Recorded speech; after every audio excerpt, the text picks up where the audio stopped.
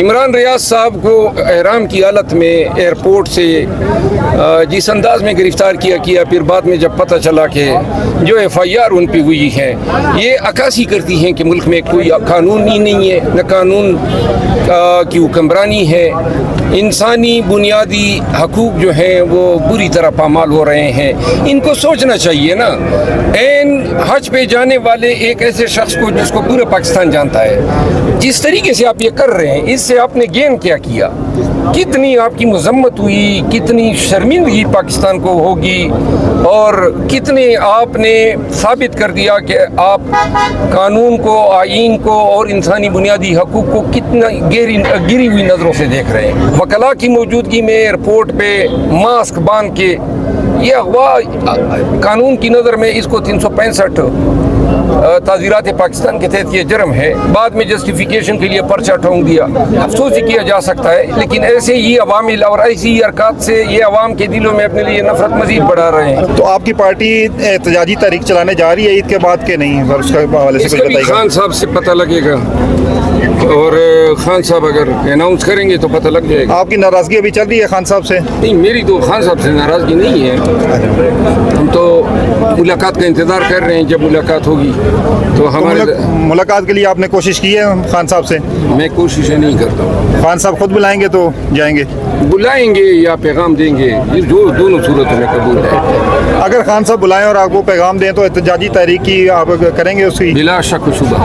اچھا مروت صاحب، عمران خان کی طرف سے ایک بار پھر مذاکرات کے لیے عمران خان حامی نظر آئے ہیں، تو آپ کے اندر بات ہوئی ہے اپنی جماعت میں، کیا یہ واقعی عمران خان کا میسج ہے یا ویسے یہ جو مل کے آتا ہے جس انداز میں کہتے ہیں کہ ایک آتا ہے کچھ کہتا ہے، دوسرا آتا ہے کچھ کہتا ہے، تو کس کی بات یقین کریں؟ کہ میں خود ابھی تک میرا اس پہ یقین نہیں آ رہا ہے، گرچہ اگر خان صاحب نے کہا ہوگا، چونکہ میں اس کا چشمدید نہیں ہوں، لیکن خان صاحب جو ہیں وہ اگر مذاکرات کریں گے تو مذاکرات کے لیے کچھ شرائط ہوں گی۔ اگر یہی مذاکرات کی شرائط ابھی ماننے تھے تو پھر ہمیں فروری میں ماننا چاہیے تھا۔ تو لازماً سپریم کورٹ نے بھی کچھ اندیا دیا۔ مطالبہ تو سر یہی ہے کہ 8 فروری کے جو انتخابات ہوئے ہیں ان کا جو رزلٹ ہے ان کو مانا جائے اور 9 مئی کی جو تحقیقات کروائی جائیں، تو یہ تو مانا مطالبات جائے، ماننے کے لیے کوئی پیرافرنیلیا ہونا چاہیے، کوئی طریقہ کار وضع ہونا چاہیے۔ اب 8 فروری کے جو مینڈیٹ 9 فروری کچھ ہو رہی ہوا، اس کا ایک شارٹ راستہ وہی ہے جو 2014 میں اس وقت کے سپریم کورٹ کے جج جسٹس ناصر ملک صاحب کی سربراہی میں جو کمیشن بنا تھا، ایک کمیشن بنا دیں، 1 ہفتے کا کام ہے، سارے فارم 47 کا جو ہے وہ بخیے ادھیڑ دیے جائیں گے۔ یہ دیکھیں نا، اسلام آباد ہائی کورٹ میں کیا تھا، فارم 47 جب این فیصلے کے سٹیج پہ آ گیا، انہوں نے درخواست دی، الیکشن کمیشن جو ہے وہ سپریم کورٹ بن گئی اور کہا جی کہ جہانگیر صاحب سے ہم یہ الیکشن عذرداریاں ٹرانسفر کرتے ہیں، ٹریبیونل چینج کر۔ یہ واحد چیز ان کی کامیابی اسی میں ہے کہ کسی طریقے سے انتخابی عذرداریوں کو طوالت دے، اور یہ طوالت کے یہی طریقے ہیں۔ آرڈیننس جاری کیا، ریٹائرڈ جج صاحبان متعارف کرا دیے، یہ اتنے بھونڈے طریقے سے مینڈیٹ کی چوری کو قائم و دائم رکھنے کے لیے ہر وہ اقدام کر رہے ہیں جو اخلاقی طور پہ، قانونی طور پہ اور آئینی طور پر انتہائی منحوس اور انتہائی نازیبا۔ آخری ایک سوال لے لیں کہ اچکزئی صاحب کو نامینیٹ کیا گیا ہے، کس کو؟ اچکزئی صاحب کو مذاکراتی ٹیم میں عمران خان کی طرف سے، تو آپ کا اعتماد ہے اچکزئی صاحب پہ؟ اچکزئی صاحب میرا تو یقیناً ہے، معتبر سی شخصیت ہے، سینئر پارلیمنٹیرین ہے، تو لازماً ہے۔ سر جی، آج بجٹ پیش کیا گیا ہے، کیسے دیکھتے ہیں اس کو، کیا کہیں گے؟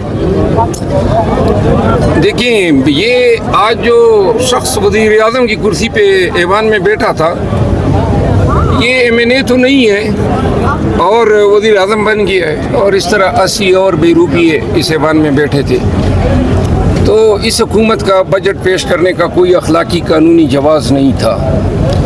اب یہ جو بجٹ انہوں نے پیش کیا ہے، اور یہ بجٹ بائنو انہی اقدامات کے تحت پیش کیا گیا جو آئی ایم ایف نے ڈرا کیے تھے۔ آئی ایم ایف جو ہیں اب ہمارے ہاں ٹوتھ برش، چینی، روح افزا، سبزیاں، ان کی قیمتیں جو ہیں تعین کر رہی ہیں، تو پھر گورنمنٹ کا تو کوئی فائدہ ہی نہیں ہوا۔ اور جو ٹیکسیز عوام پہ لاگو ہوئے ہیں اس مقابلے میں جو انہوں نے پنشن میں 15% اضافے کی تجویز دی ہے وہ اونٹ کے منہ میں وہ کہتے ہیں نا زیرے کے برابر ہے.